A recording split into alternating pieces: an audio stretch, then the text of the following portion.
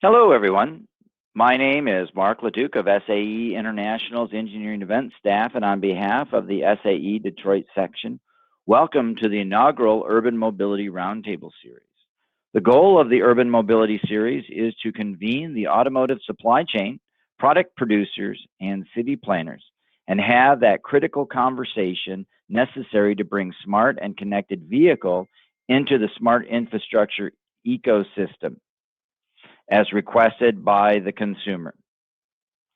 The discussion today is on the future of mobility and features a group of very well-rounded subject matter experts.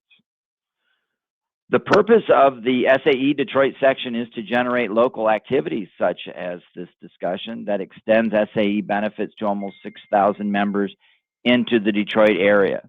To achieve this, the section organizes events such as the vehicle launch events starting back in February, technical meetings, tours and social events, and most recently, as previously described, virtual events. To help promote awareness for the future members, the section provides support to the SAE collegiate chapters at local universities, STEM education programs, and the K through 12 student activities. The format of this discussion is a series of short perspective statements on the topic, followed by some opening discussions and then audience questions. Therefore, as an audience member, your participation is critical to this session, so please ask your question through the chat functionality located in the upper right of your screen to provide any questions you are seeking answers to. Please make sure to indicate whom the question is directed to, or say all if you wish to have the entire panel share their insight. We ask also that you participate in our numerous polls located in the Events tab. For those participants of this discussion, your perspective on these topics are critical, so please check in frequently as the polls will be updated during the panel discussion. Finally, we encourage you to network and interact with individuals in this digital platform using the @ symbol in their name, but please note your conversations are not private. Now it is my pleasure to turn over the panel discussion to our moderator, Andreas Mai, CEO and co-founder of ECOMO, and he is a senior advisor in the automotive and mobility practice of the Boston Consulting Group. As a thought leader in digital innovation and the future of people and goods and transportation, Andreas frequently is invited to speak at conferences worldwide. His latest work including driving disruptive innovations in the age of digitalization and the book Digital or Dead, and a 5 trillion ticket funding the future of transportation at TEDx. I have seen that TEDx talk, Andreas, and it is certainly well worth the listen. So ladies and gentlemen, Andreas Mai. Sure, for the kind introduction here, Mark. It's a pleasure to be here, and even more so a pleasure to be in this circle of very, very great experts here. We have 5 people on the panel: Rich Davey, who is also a partner at BCG, but happened to have led the Department of Transportation in Massachusetts, as well as manage the MBTA in Boston. So he can really stand for everything the city has to tackle when it comes to transportation. Then we have Bill Frickman with us today. He is Director for City Solutions at Ford. Also, obviously, a very fundamental, important player in the future of city mobility. Then we have Stephen Lesch, who is the head of hardware and vehicle programs at Uber, who I think everybody knows by now. And last but certainly not least, we have Roman Oberli from X and Y, who provides one of the key software solutions for the future of city mobility. But before we give all these gentlemen an opportunity to give their perspective, I wanted to share a little bit of kind of how I see this city mobility unfold in the future. So on this little picture you see on the right-hand side, obviously the public transport operators who more and more offer in larger cities, that is, integrated services where you have seamless options to hop from one mode to the other. But then over the last, I would say, 5 to 10 years, we have more and more commercial mobility operators enter this interesting space. We have the ride-hailers, we have the ride-sharers, we have the car-sharing operations, and ultimately also autonomous vehicles coming to town. And last but not least, some form of micromobility. The interesting part, oops, something went wrong on my screen at least.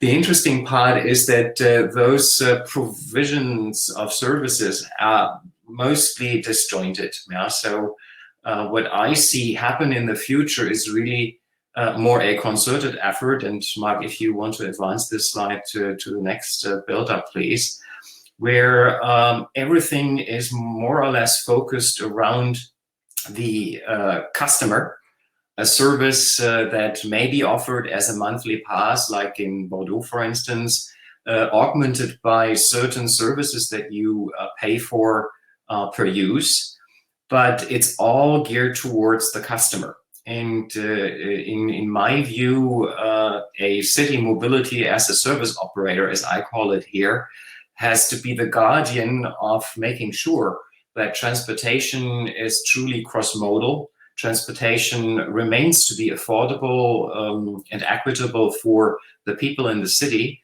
and is also accessible for people with disabilities.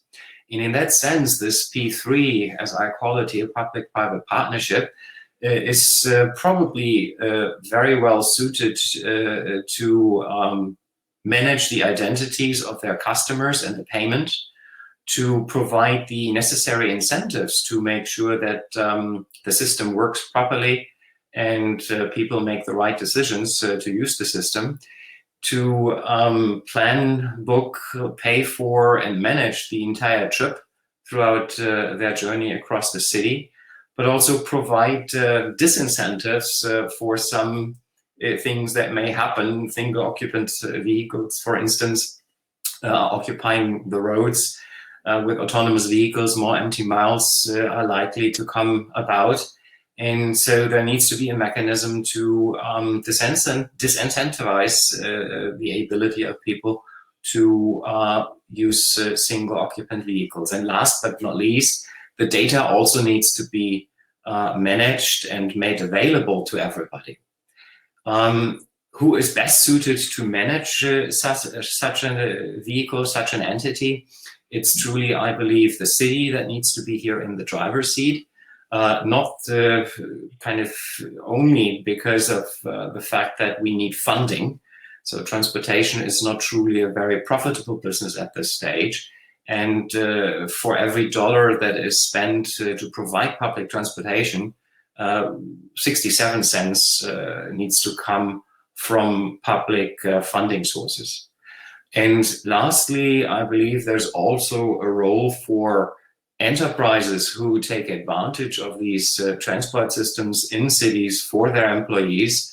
And the idea of enterprises to fund certain aspects of transportation for their employees may also be an important stepping stone to create the city mobility system of the future.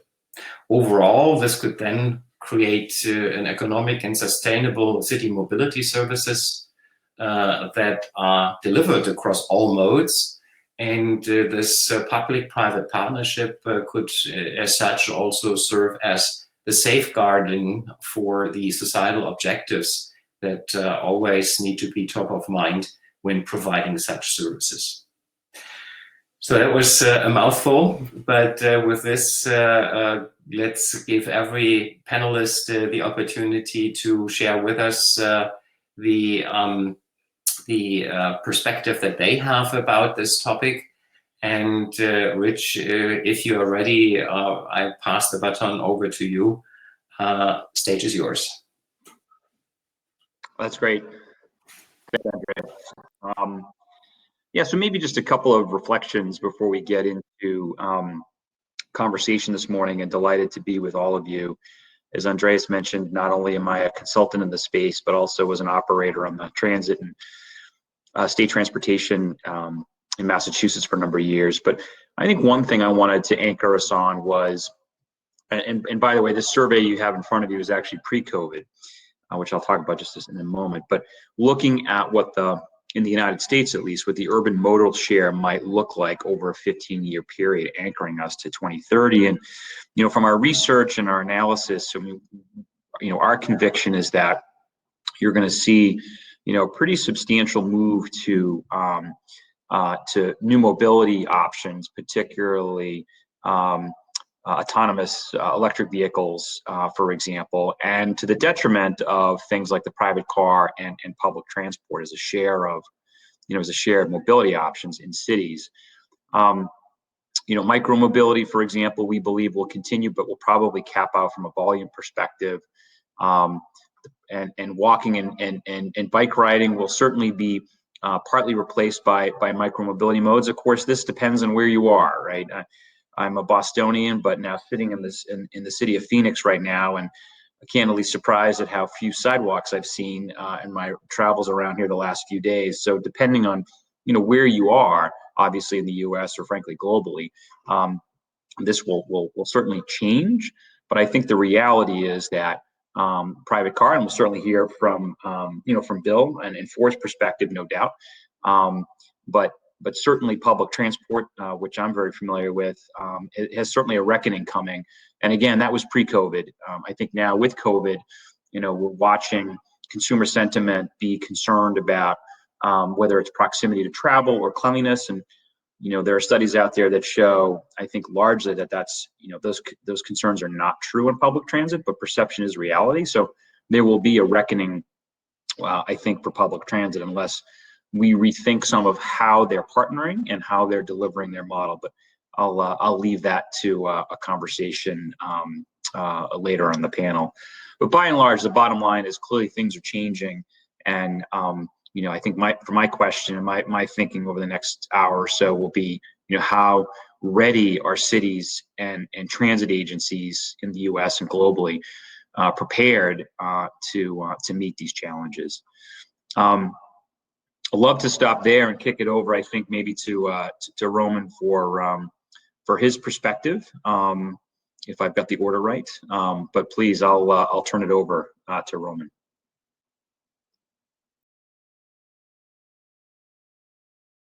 It's the wrong order, but it doesn't matter. Thank you very much.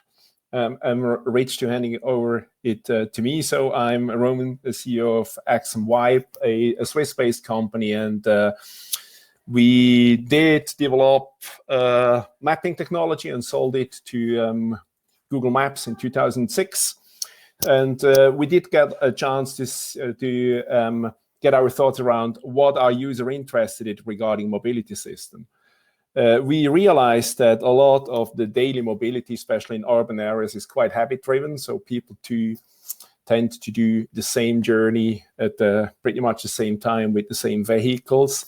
New services like Uber getting adopted pretty soon if they are easy to use, if there is a seamless interface and doesn't need a lot of effort from the users itself. And that encouraged us to build we call it a smart mobility platform for mobile apps for smartphones, where we do understand how people move in detail by bringing up a kind of sat-nav system, which is monitoring what kind of move those people do, then assisting them in all the details, telling them where to change, what to do, and very, very important, also inspire them based on the daily habits and their needs, how they could change their daily mobilities. We're doing that for an app because we think it's quite a cool tool. It's a sensor to get that kind of information in. It's a communication channel direct to the end consumer, and it's also a kind of baked-in payment system to pay for whatever mobility service you need. We are doing that in a close partnership with public transport operators and public transport authorities around the globe, because we fundamentally believe, and that's what Andreas mentioned, that government or close to government organization, they have to act as a guardian. They have to sit in a driver's seat, mainly because they do have to orchestrate how mobility is going into smart cities from a green point of view, from a policy point of view, maybe now from a safety and health point of view due to that kind of COVID pandemic.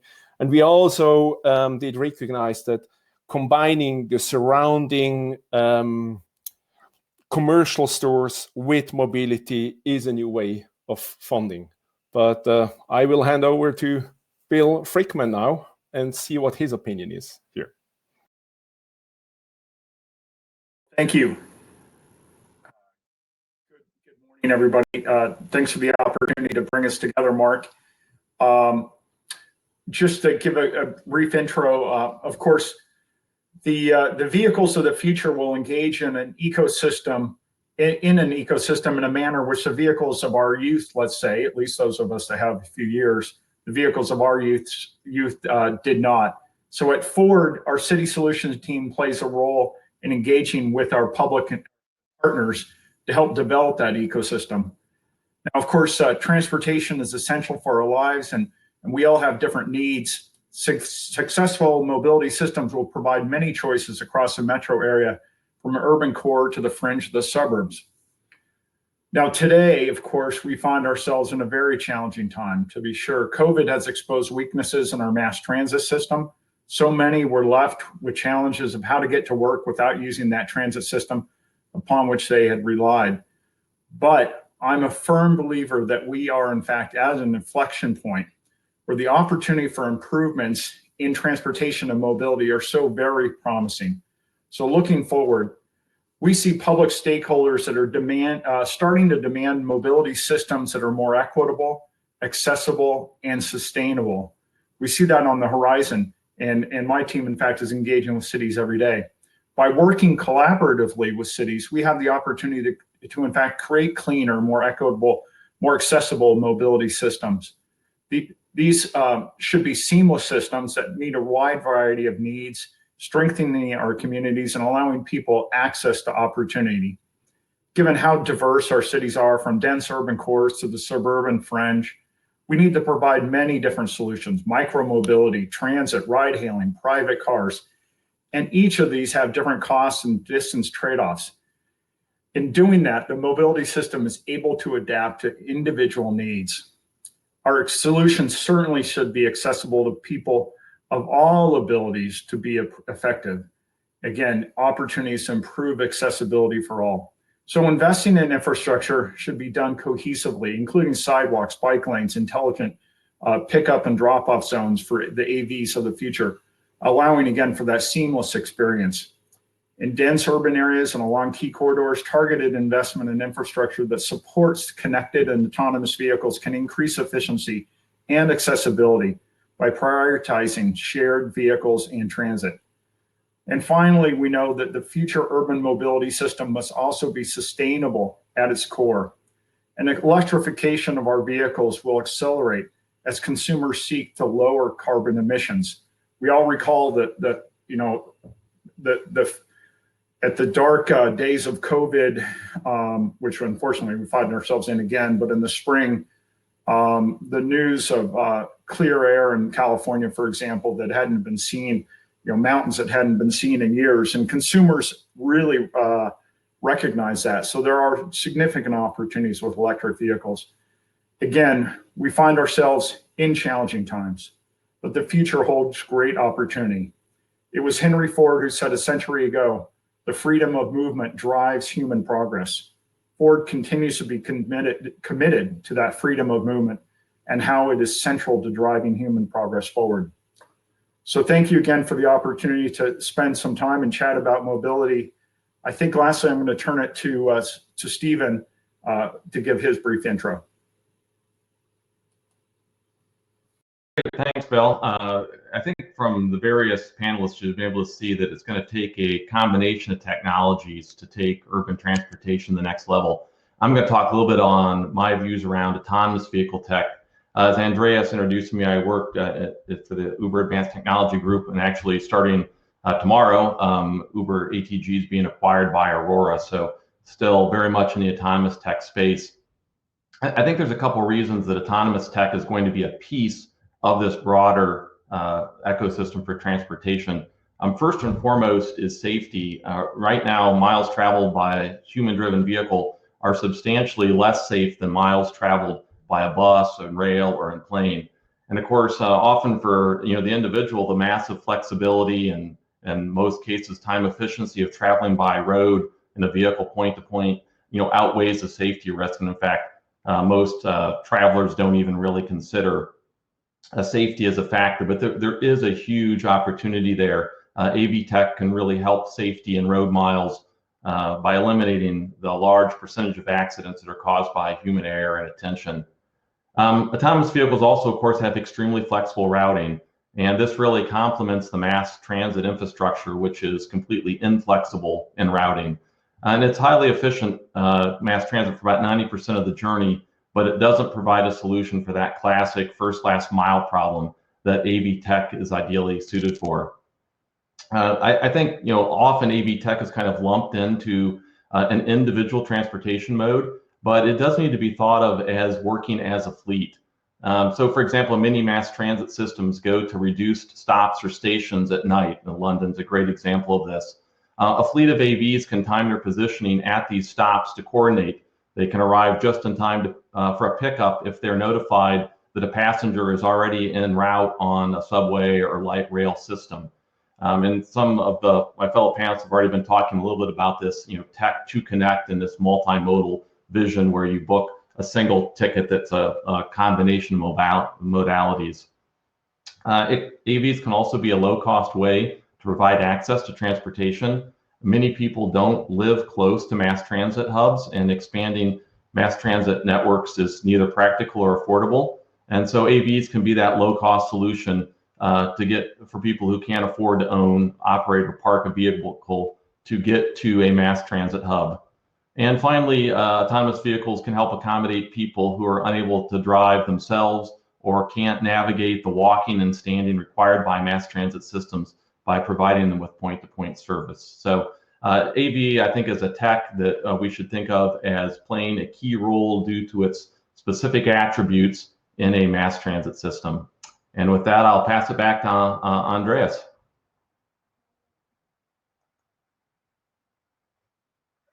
Everybody for this brief overview of your respective perspectives. But kind of to kick things off, I would love to go one click deeper on the question of what role your company aspires to play in future city mobility ecosystems. And if you don't mind, let's start with Rich.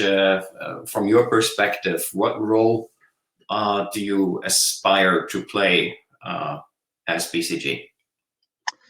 Yeah, it's a good question, Andrea. Thank you. I think a few things, and I took a couple notes here to make sure I reflected as I was reflecting on this. I mean, we support governments today, cities, public transit authorities, both in the US and globally. We support new mobility players.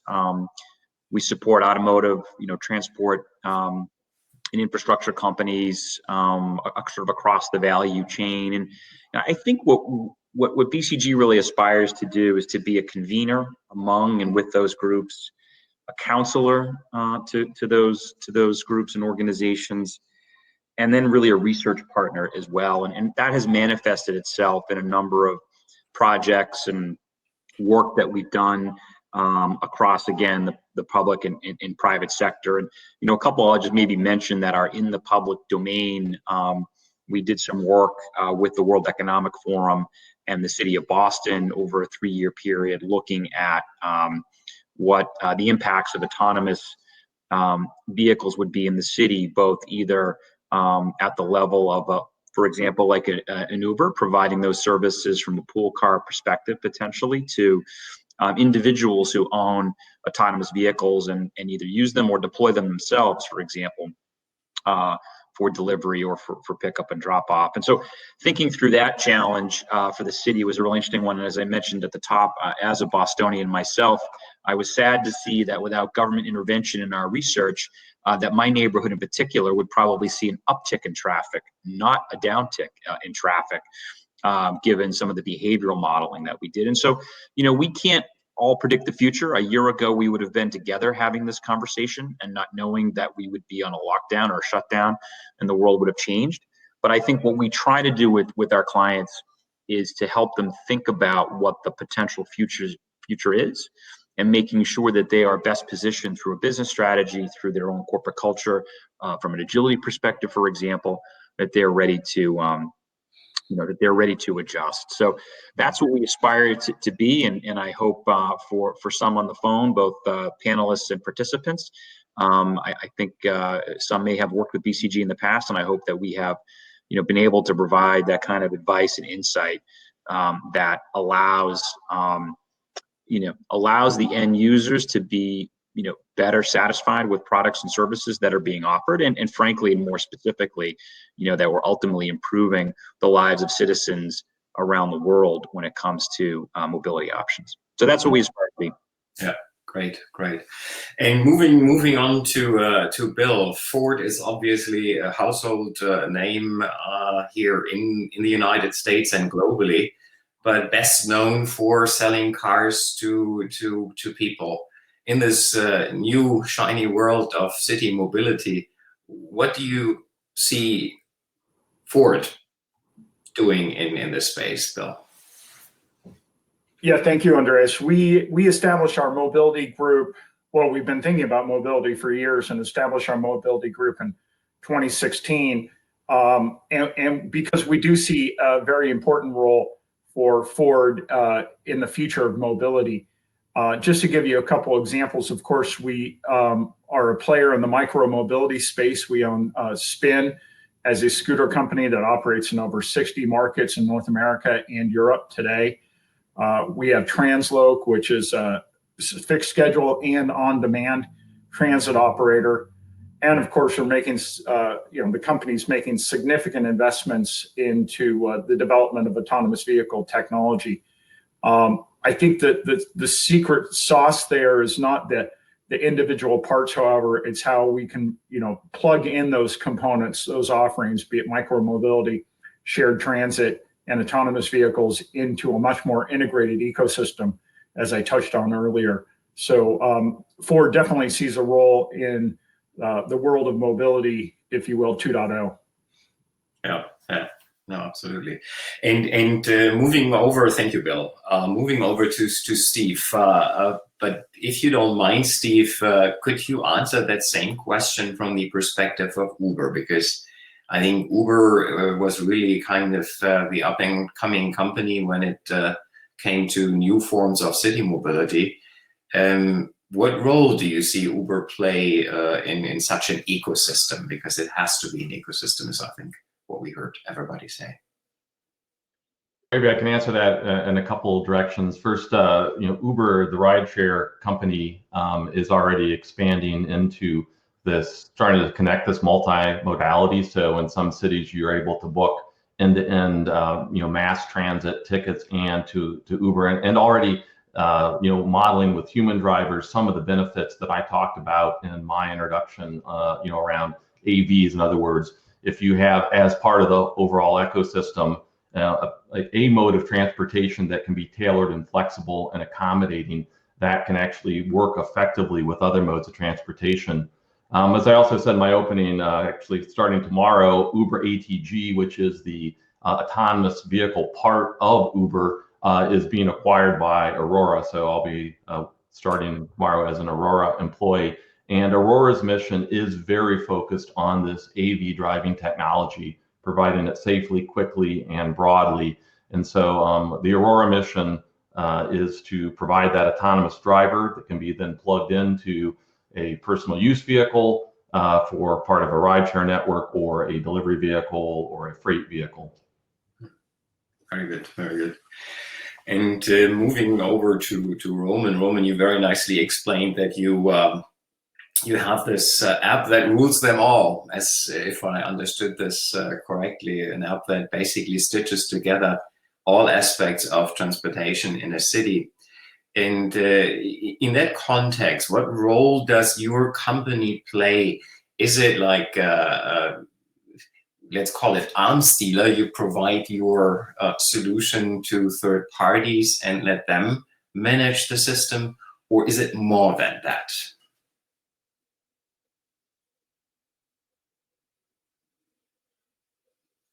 Roman, are you still there? Did we lose Roman, or?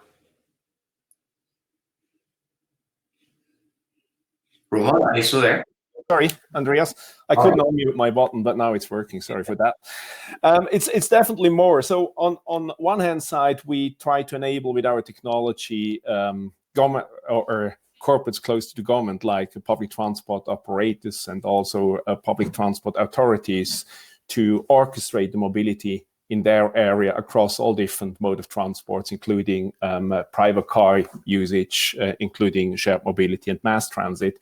On the other hand, because we are operating globally, we learn a lot about the different challenges and about different structure, also regarding funding, and we acting as a consultant, how to do that. And the third point out of it is that we became quite psychology specialists, because it really goes down how to inspire and motivate people to change their daily habits regarding mobility in a very smart and clever way on a smartphone. So that means you don't have a lot of time for explanation. You can't argue. It's really kind of marketing approach to tell them, hey, take instead of your private car a joint or a combined journey with your car, park it, and then switch to public transport, mass transit, or take an Uber at the very end to be as fast as possible at your meeting.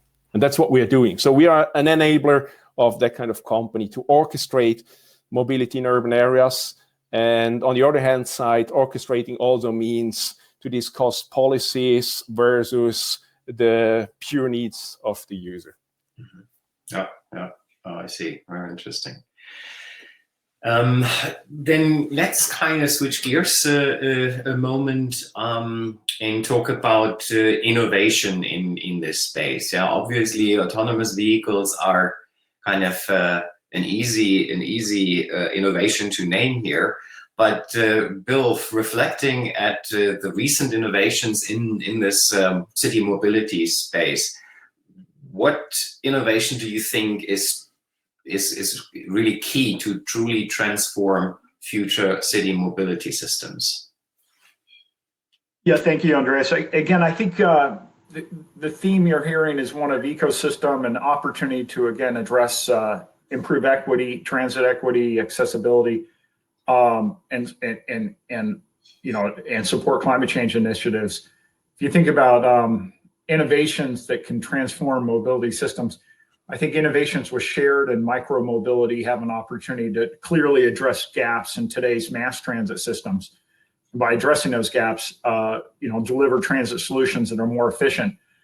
The overarching vision is one of a connected transit ecosystem. This means shared transit, microtransit, mass transit working together in concert. So opportunities to improve first mile and last mile transit hold a lot of promise, and that's where micromobility, potentially scooters, for example, can deliver great benefits to get people, again, to mass transit where they might be challenged today from an accessibility standpoint. Spatial accessibility. On-demand transit can certainly supplement mass transit when demand doesn't warrant operating the entire system. That's something maybe our Transloc investment can help with.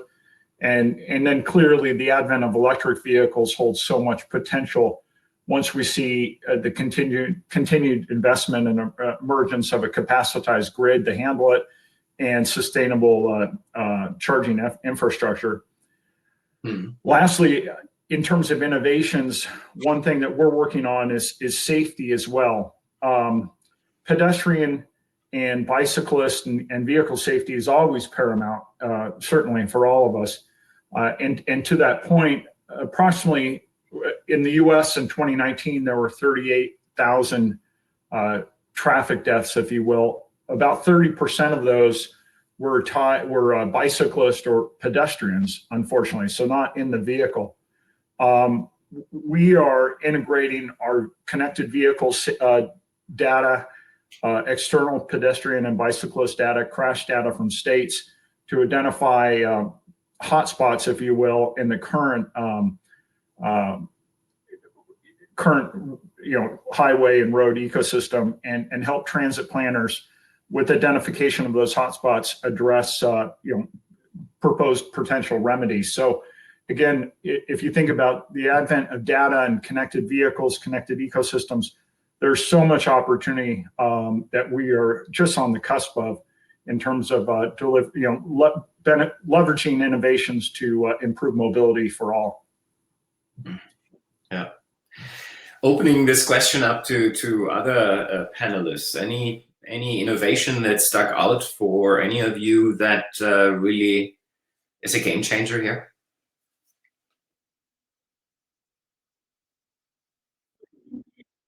One is, having been part of the transit, system ecosystem, I think the work, that Bill and Steve in particular and the companies they represent are doing to assist customers who are disabled is a game changer for the, and I'm not sure that perspective is particularly represented on this panel, but I can tell you, having frankly managed pretty poor paratransit services in Boston when I ran the T 10 years ago, for a variety of reasons it was poor. I think the unlock that is occurring for folks who are disabled is pretty incredible, from not only a lifestyle and a life, quality of life perspective, but also I think the safety concern that was broadly raised earlier. I also think too, look, as we become an older population, you're seeing departments of motor vehicle testing, residents every year after a certain age, 70, 75 in many cases, to drive. And so I think this is going to be a huge unlock for a part of the population that we don't speak about often, but for so long has been left behind by mobility. I think, and it's correlated. My second point is around healthcare. I have seen some surveys in the past that say that the number one reason that people do not go to follow up medical appointments after a severe issue or incident is lack of transportation. And again, whether it's quality of life, moral question, or cost savings on our healthcare system, there's another unlock here that I think is underappreciated. So I just wanted to raise those because I think, we often think about as transport experts, getting someone from point A to point B, but really digging deep into why they're getting from point A to point B, or how they previously weren't able to, is really critical now. Mm-hmm. Mm-hmm. Yeah, no, that's an interesting point. Steve or Roman, any other step innovations you see happening?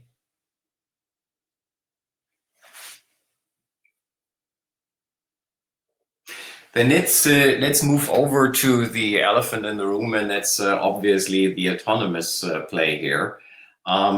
Steve, what role do you see autonomous vehicles realistically play in city mobility in the next decade or so?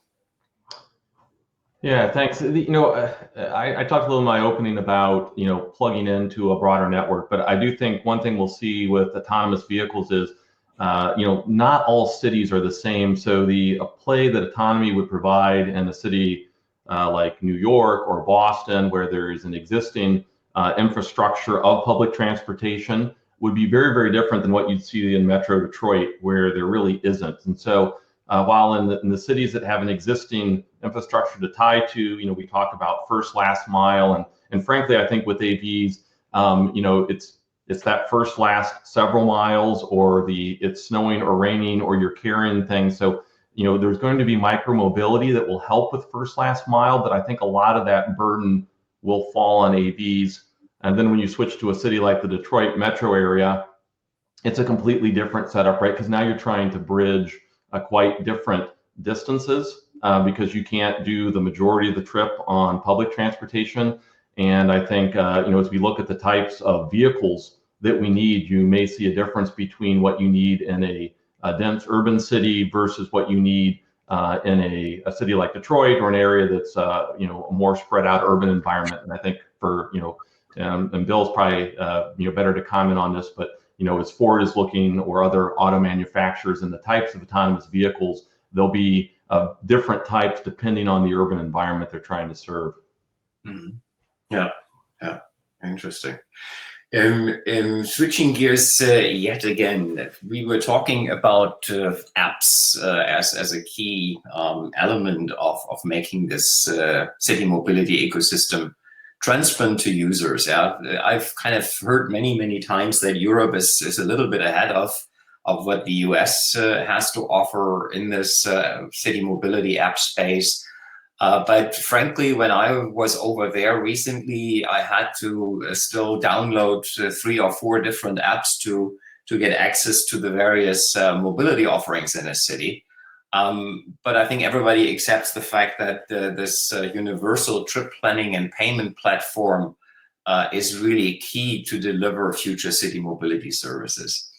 If you look back, Roman, at your experience in making this one app that rules them all happen in cities, what cities stick out for you that are leading here, and how did they really make it happen? What were the stumbling blocks that they had to overcome to deliver this one app that rules all city mobility services?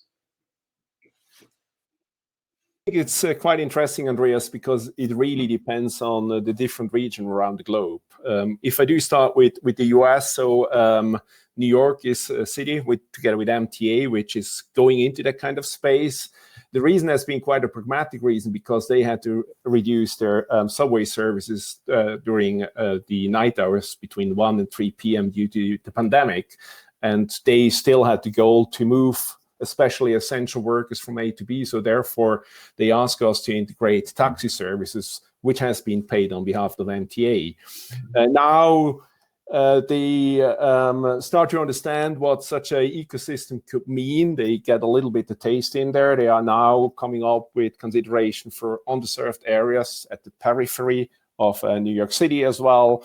And they are getting also the value proposition for users if they have to change, potentially reduce their services in the public transport system due to COVID savings, that they need a very fast communication channel which is able to react and understands an individual's habit. In Europe, you're very right. There are a lot of cities and regions getting a foot in it. At the moment, we do see a lot of kind of booking engines where you can book different elements, but they really miss the fact that it's not only about booking, it's also to motivate people to do their last mile with a scooter and to trust a kind of unreliable system, because it's an on-demand system, that a scooter is there if they have to do it. And here, I think Switzerland is in a very good position because they got the fundamentals right. So you can buy one ticket for all different public transport operators in Switzerland, which is pretty much a basic fundament. And then the most advanced market, thinking about it, is for sure the Asian part, like Tokyo, because their motivation to go into that kind of ecosystem is that they're facing in another challenge. They're facing in the challenge that passenger transport is not an increasing business anymore, at least pre-pandemic, and post-pandemic it's potentially even more true. But they realize that they are sitting in a lot of assets called real estates, the stations itself, and they're trying to combine the so-called lifestyle business. So all the small shops in those kind of real estates in their stations, together with the passenger flows and generating ancillary revenue. So 3 different motivations for that kind of cities. And I think it shows a little bit the opportunity also regarding funding, how that could play out in the future. And the US is a very special market because, I mean, we heard it many times, there are not too many cities with mass transit system which are kind of relevant, right? So therefore, the question for the US market is slightly different. Mm-hmm. I see. In kind of along with this question of kind of delivering an application that gives people access to all city mobility services, comes the question of, okay, who manages this app? Yeah, I think, Steve, you mentioned it earlier that Uber has some functionality built into their core platform that allows people to get access to public transit systems. But kind of, who do you think is best positioned to own this app, operate this app in the mobility ecosystem? And I will ask this question both to Bill and Steve, and then also to Rich, if you don't mind. So who wants to start? Andreas, I think there's something that we need to separate, which is who's actually writing, coding, producing the app versus who is guiding the implementation. And individual cities, once you get away from large metropolitan areas like New York or other things, simply aren't going to be able to write and manage their own app. And so I think there is quite a open space for developers to come in with a product that then cities could apply to their platform. And obviously Uber is a big player in this space, but there's obviously many others as well that are trying to fill that technological gap that a city could then say, okay, we want to integrate with this particular software, and these are the modalities that we want to put onto the software. And of course, some of the integrators bring with it, like in Uber's case, they've got the rideshare capability. They'll have eventually the AV capability and the micromobility, and other providers are providing just the app itself. Yeah. Same question to you, Bill.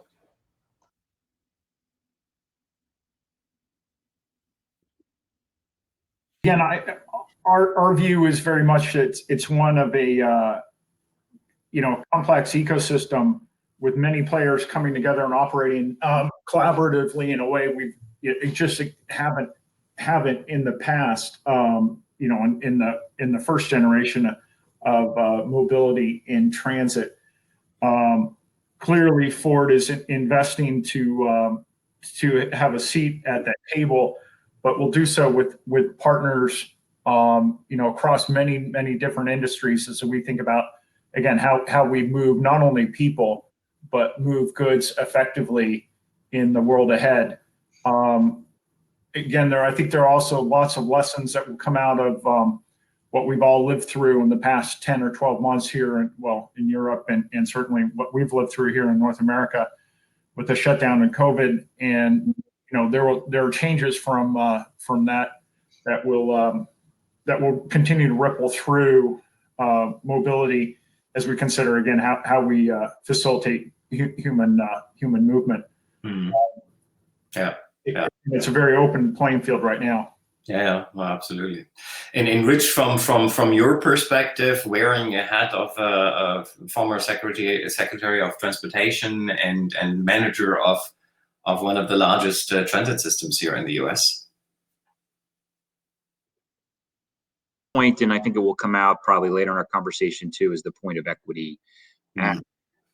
And so obviously, given the COVID crisis that's occurred here in the US, but again, globally, I think we've seen everything from, a tale of two recoveries, economic recoveries, to some of the economic angst that folks are rightfully feeling here in the US. And look, I think transport, you're going to continue to hear from mobility, not just public, but otherwise, a real focus on the equity question.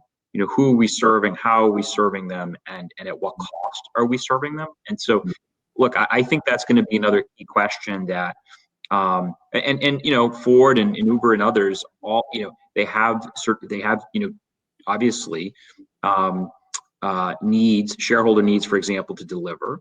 And, there are going to be, I think, questions that the private sector is going to have to wrestle with. And I know the folks on the phone are, and others, with how you intersect, right, what is essentially a public good, some might argue a human right, versus what's, the delivery of those services. I think those are big questions that have only been exacerbated in the last 12 months that, that the private and public sectors are going to have to work on together. Yeah. Yeah. No, you're bringing up a very, very interesting topic here, and that's the, let's say, different objectives the various players pursue. Yeah. So if I simplify it in the sense of, we have the public transit agencies who provide a public service and have to have equitable access to affordable mobility options front and center. They are very asset heavy. They are very employee heavy. Sometimes in cities, the public transit agency is actually the largest employer in a city.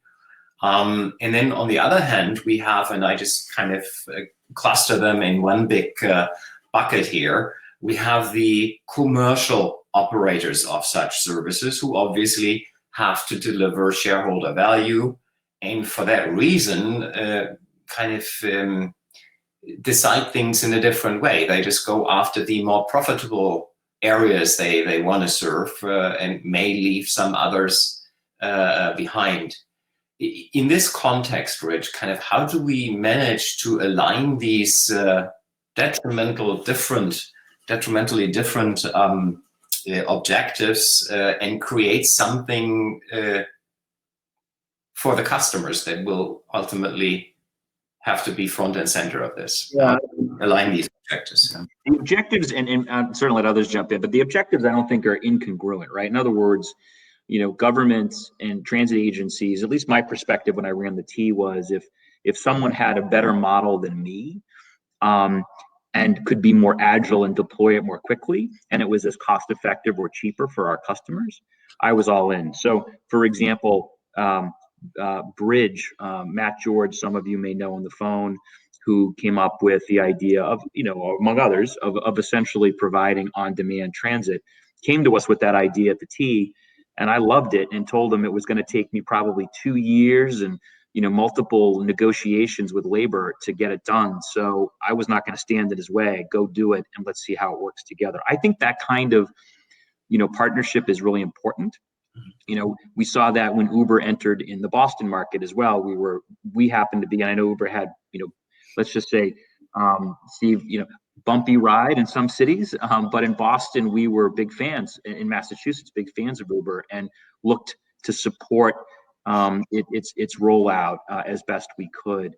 So I don't think the goals are incongruent, right? If Bill can offer a better solution than the public transit side with Ford's offerings, and it be as accessible and cost effective, great. I think the question, probably to your point, is on the cost question, and I think there are two things to consider. One is, particularly as autonomy rolls out, the costs, whether it's run by the private or public sector, are going to drop, pretty significantly. And then two, I don't, fixed rail serves a very different purpose. I think, Bill was teasing this earlier, versus, maybe last mile or, 2 to 3 mile sort of connectivity, right? So there will be a place, I think, for all of these offerings. I think the question will come to the pricing question. And so whether it's subsidized or whether you can get the costs down such that I think autonomy will bring, that it can be competitive and accessible. But again, I think you're right, Andreas. It's making sure that the partnership is there between the private and publics is going to be critically important, because this equity issue, has been around a long time for sure, and it is only going to, in my opinion, to be at the forefront of policymakers thinking over the next few years, given what we've seen in the last 12 months. Mm-hmm. Yeah. Yeah. If I can follow on Richard's point, we are very much aligned there. We see state and really city departments of transportation departments, whatever it is, reasserting control over mobility as a whole. And as we see that play out in the coming years, and as new players such as ourselves seek permission to operate, I think there will be opportunities for us to address the issues of accessibility and equity that Rich was just speaking about. You're right. There are, shareholder commitments, if you will, to operate profitably. But but we have public commitments as well. And when a city Department of Transportation, can has some control over that permission to operate, then I think we can find that common ground to deliver value and societal benefits overall. Mm-hmm. Yeah. Yeah, in kind of giving Roman, thank you, Bill. That was great. Giving Roman the opportunity, because you mentioned in your earlier statement that you also have mechanisms in your app that let's say supports the right decisions, incentives that kind of lead to better decisions. Can you give us some examples of what that entails? Two aspects in it. So first of all, I think it's very important that the user itself has the kind of freedom of choice. So if he uses his own car, then the orchestration app should support that kind of habit or preference at all. On the other hand, obviously, we are in kind of private-public partnerships with transport authorities, and there always is the question, okay, what is the right thing from a political point of view? What is the right thing from a society point of view? Are there ambitions and potentially funding connected for greener mobility? And I think the government is in a position there to say, okay, let's incentivize electric cars, and if someone orders a electric Uber or a electric taxi or whatever it is, then government or some kind of governmental funds going to finance a part of the journey. And those are models that we are seeing more and more.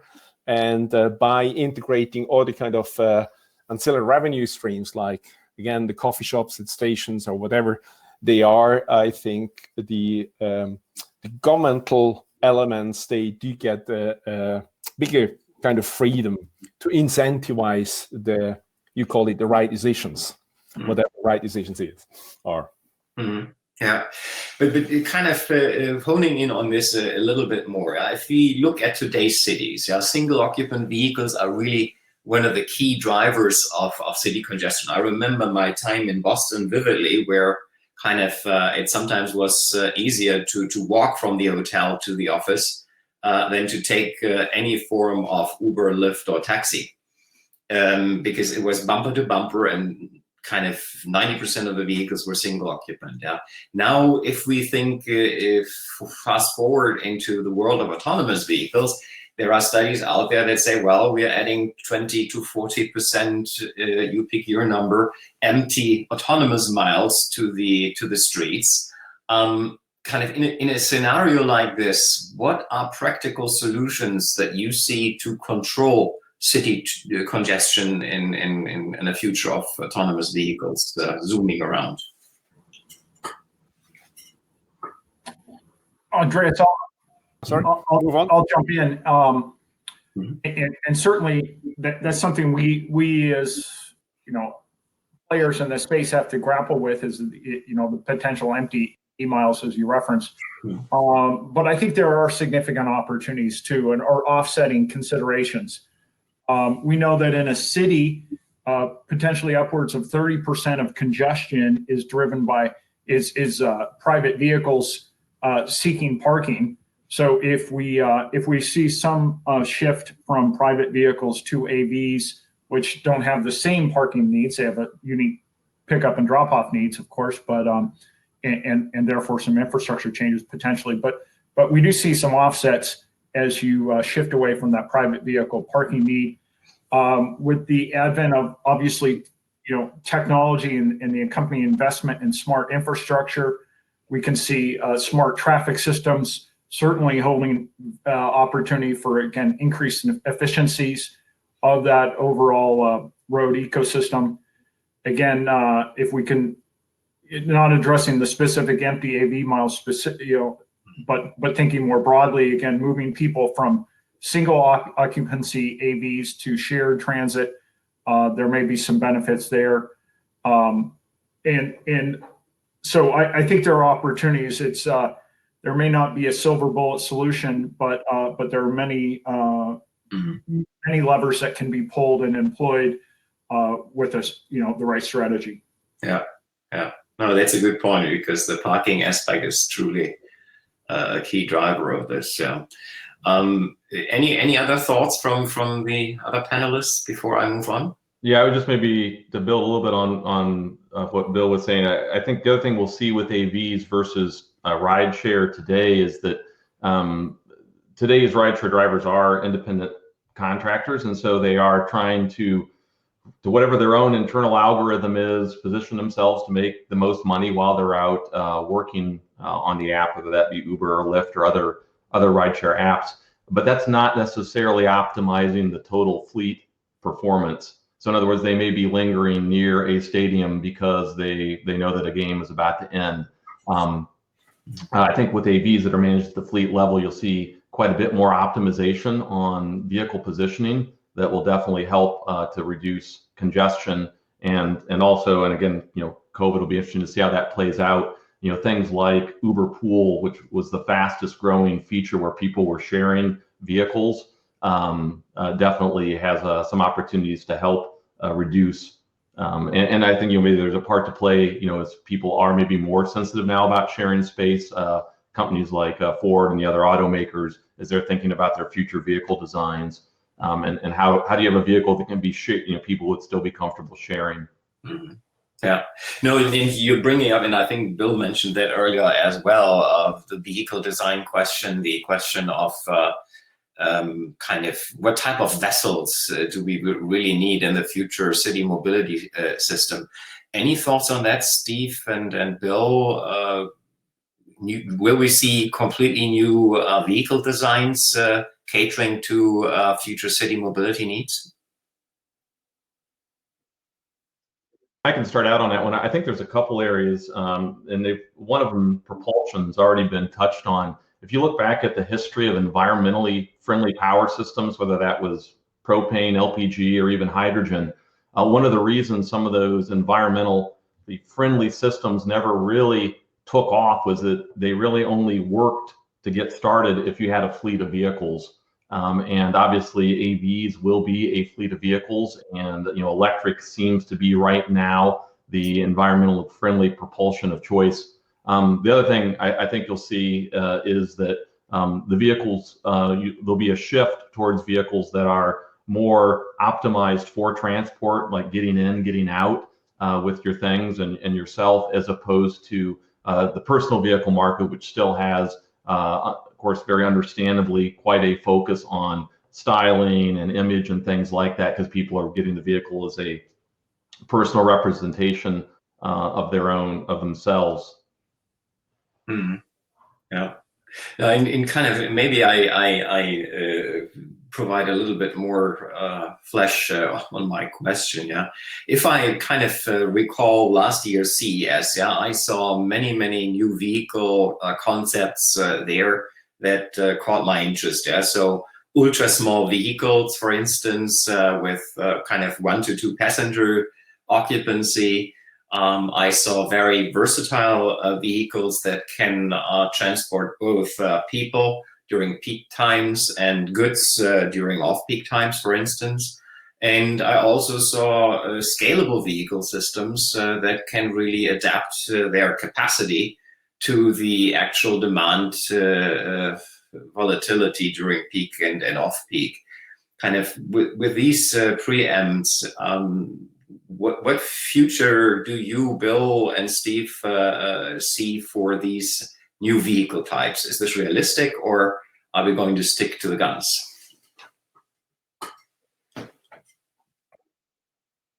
If we could all fast forward 20 years from now and then look back, or look at the world of mobility and transit at that point, it's going to look markedly different. I don't think there.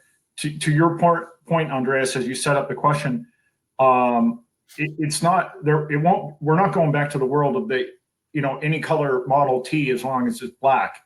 There are many different needs, transit needs, use cases, and vehicles, as you said, that can be repurposed from moving people to moving goods will emerge.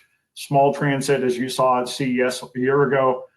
Certainly, ultra small vehicles certainly have a role.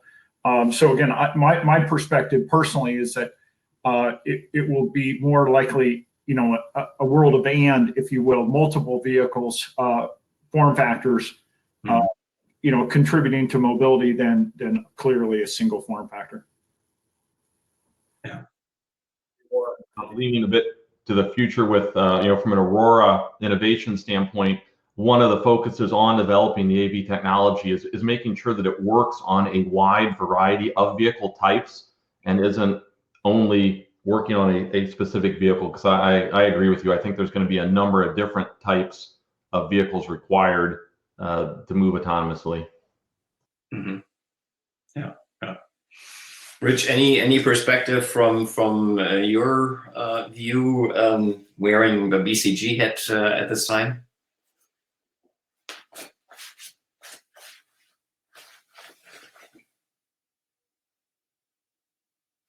Rich, I think you need to unmute if you want to answer the question. But some trouble there as well. Andreas, I'm sorry. Could you? No, the question was: do you anticipate that we will see other vessel types like ultra small vehicles or vehicles that can quickly convert from people to goods transportation or are scalable to adjust capacity needs to capacity? Yeah, no, it's an interesting question. I mean, I deferred to some of the comments by both Bill and Steve, but I would say this: I think one thing that we haven't sort of talked about is unmanned aerial transportation, right? And I think that is another place that we will see some significant movement in the next 5 or so years, particularly probably on the movement of goods, which, having watched and observed and seen analysis on e-commerce prior to COVID, and depending where all of you live, my experience has been, e-commerce has really incredibly accelerated the last 12 months.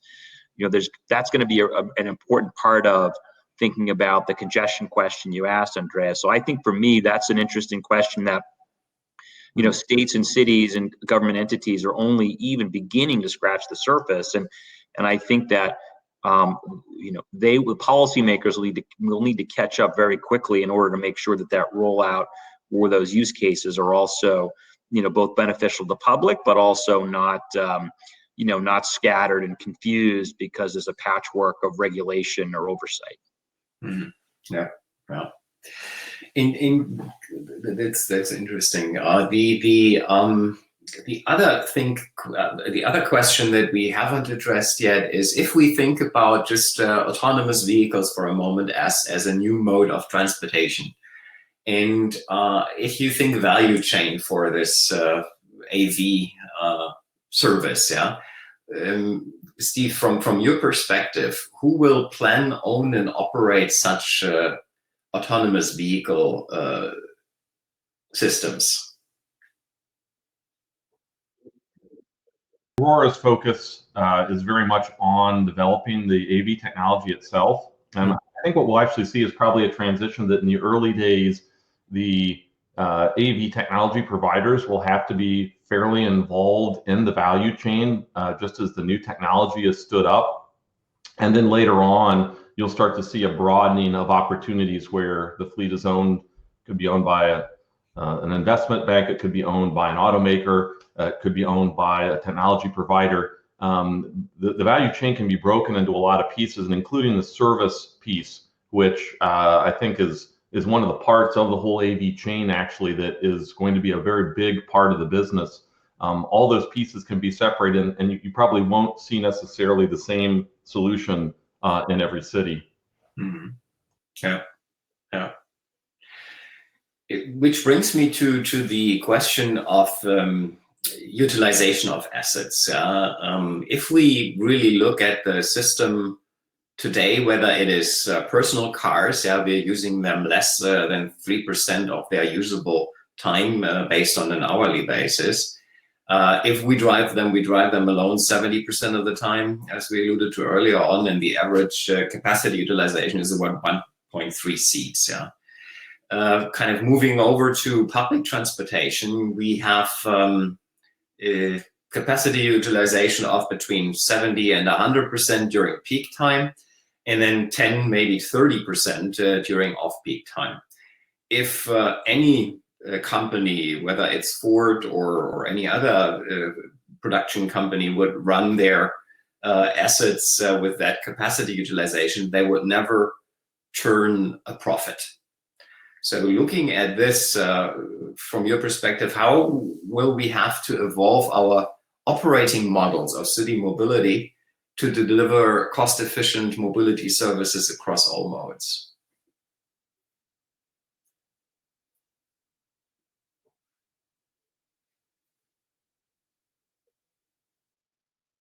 I'll at least start us off there.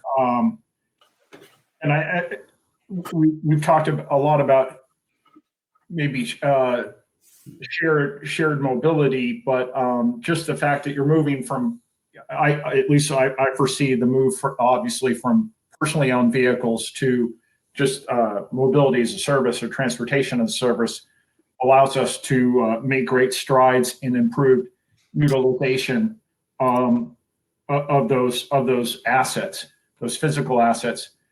We've touched on COVID a number of times because it's so front and center to all of our lives personally. We obviously, as I think Rich talked about, we're going to see permanent changes in how people move around and the need to move goods around. But if you can develop vehicles, form factors that can do both, again, there are vast, I think, efficiency opportunities that can be captured as a result. Mm-hmm. Yeah. Roman, any insights from the cities you have worked with? Yeah, we do fundamentally believe on a quite psychological aspect. So if you think about shared mobility, right, it's a kind of paradox on that. If you talk about car sharing, no one is really willing to enter into a foreign car with a foreign driver because it's not very trustful. But if this car is called an Uber, then you're going to do that. And I think that's something that keeps us awake all the time to figure out how can we motivate people to share services together without getting in that kind of paradox. And if we can achieve that, then I think we are in a quite good position, but it's a bit an early stage on it. And on the mass transit, I think it's really down to what kind of vehicle are going to serve what kind of lines. And we fundamentally see that there's just also a lack of data how to optimize that without compromising the service level. Mm. Yeah. Agencies, again, in my experience, haven't been particularly good at understanding exactly what their customer needs are and then being able to be agile, right? So Andreas, you mentioned, the traditional Monday through Friday rush hours, pretty easy. You run as much service as you can because you're going to have lots of people, maybe at 100% capacity. But weekends, nights, you were starting to see, for example, in Washington, D.C., where you had alternative work schedules prior to COVID. So they really didn't have a rush hour on Fridays. WMATA, they had about 20% lower ridership during their rush hours because more people working from home. But my point, though, is I think the agility that the private sector can provide for a bunch of reasons for those midday or let's say off-peak trips is an interesting perspective. Mm-hmm. Because look, waiting for a bus and for 25 minutes in midday is painful, and that's what drives people away. So your 10 to 20% actually might be higher if it was more micro-mobility on demand, et cetera. So I think it's an interesting question, but my opinion, and I don't want to cast aspersions to transit, but having run one, I can say I think we just got lazy because people showed up at peak times, and that was basically good enough, and that's not going to be good enough in the future. Mm. Yeah. That's interesting. Yeah.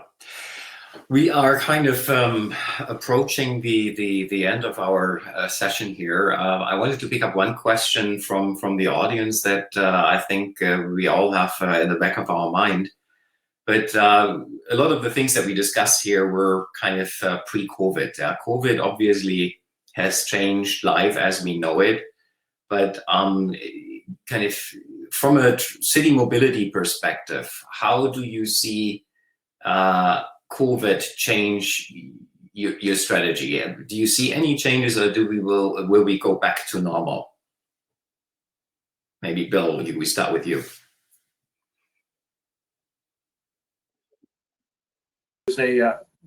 When we emerge from COVID, there will be a new normal.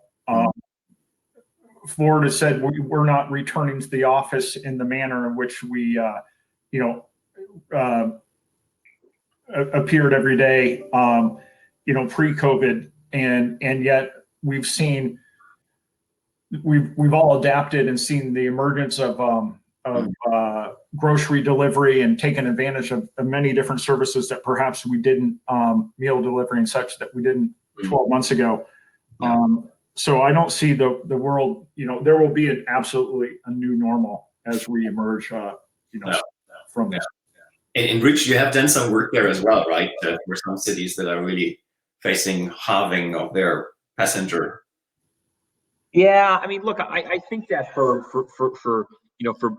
frontline workers and others, frankly, those who are in 2 or 3 jobs, bus service in major cities actually has not returned to pre-COVID peak, but it's certainly in some instances 60, 70, even 80% what your pre-COVID ridership was versus commuter rails, right? So suburbs coming into core cities still at 5 to 10%. So I think it depends on who you are and where you live on that return to norm question. And I think to that, while 9/11 was a moment for the U.S., it might be instructive in that I know that that's consumer sentiment surveys immediately post 9/11 suggested that air travel would take years, if not longer, to recover because of concern around travel.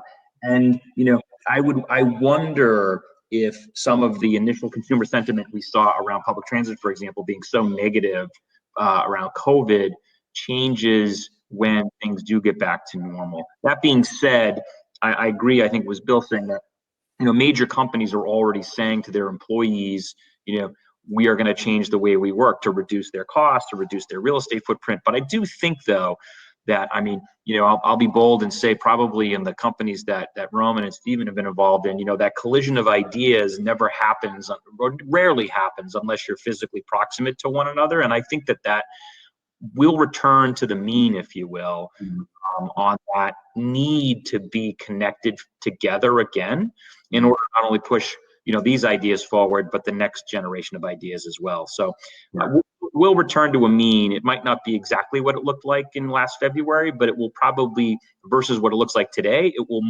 will more look like pre-COVID, if that makes sense. Yeah. No, I see. Bringing us to the last question, and I would like everybody here on the panel, maybe we start with in reverse order, Roman, Stephen, Bill, and then Rich, to answer this question kind of very succinctly.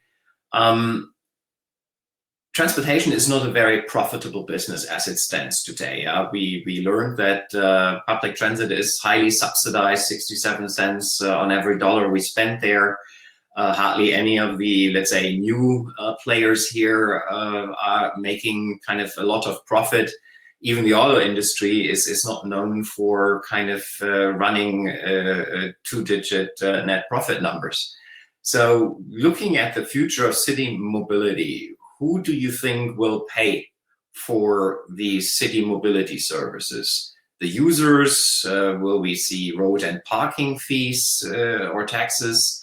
Will we see the taxpayer pay? Do you have any other thoughts on who will actually foot the bill for all the great ideas in future city mobility systems? Roman, why don't you go first?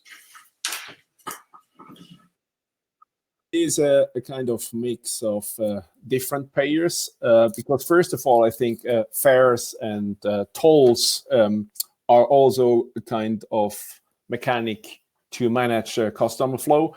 On the other hand side, I pretty much believe, first of all, in a mobility world where you get incentive for greener mobility, maybe paid to some investment funds or other kind of financial vehicles. And we do fundamentally believe in a so-called ecosystem of mobility where you can generate revenue streams just by connecting the huge commuter flows with surrounding businesses. And that will be the other part of the financing stream in the future of city mobility. Yeah. Stephen? Different direction, which is funding this is a major issue. And I think it's incumbent on the technologies to be addressing how we make this more efficient. And the example I'll use is, I think, 10 years ago, it was not economical to have all your shopping delivered to your house, but through the combination of online ordering, through the combination of automated warehouses, all the technologies around how drivers handle packages, it's actually become very, very affordable. And I think that same application of technologies to transportation is going to be necessary, because I think this cost of transportation that we've talked a lot about has always been kind of an inhibitor to getting to high quality systems with full accessibility. And so I think it's incumbent on the technology to provide part of that solution. Yeah. Bill? So one, the mechanics of how we pay, it will potentially change, obviously, as we move to electric vehicles, and we see, because today we pay for much of the infrastructure through fuel tax, so that has to change, obviously. Secondly, just the overall ecosystem economics. Again, we've talked a lot about the inefficiency of, or the lack of use of today's vehicles. And nowhere is that more visible than in an airport car park, and you see so many vehicles sitting there. I think when we are able to share those vehicles, when we see the emergence of autonomous vehicles, for example, then the economics should, there's great value that can be unlocked. I see. Yeah. And then last statement, Rich, you're closing it off here. Yeah, I mean, I would say this. I think it's going to change dramatically. Why? Because gas tax, for example, is been principally the way we have funded transportation in the United States, and obviously that is changing for good reason. And I think too, the second one, at least cities have largely charged for transportation, has been around penalties, right? So, parking violations, red light, traffic moving violations, all of which, if we have safer vehicles and autonomous vehicles, many of those issues goes away. Yet the cities still will need to raise revenues, right, to pay for infrastructure. So you're going to more likely see, I think, probably time of day pricing, road, use sensitivity, probably single occupancy vehicle. You're starting to see this a little bit already, right? Where cities, and then congestion pricing, where New York prior to COVID was looking to roll out a more, Asian European style congestion pricing, and New York will not be the last U.S. city to do that. So I think it's going to be a wholesale change on how we price. And then I think ultimately, as I'll end on this, I sort of teased the question to begin with, for I think the U.S. at least for public transit, the question is it a public utility, which is subsidized? Is it more thinking about it as a private business, or is it a human right, and which requires it to be free? And I think you're going to see more conversations at cities and state levels on those questions from a public transit perspective in the near future, i.e. that, users aren't paying for it. Potentially we are all paying for it in some other kind of tax. Yeah, very interesting. With this, thank you very much, Rich, Bill, Stephen, and Roman, for sharing your insights with us today. And I'm passing the baton back to Mark to close us off. Thank you very much. Thank you, Andreas.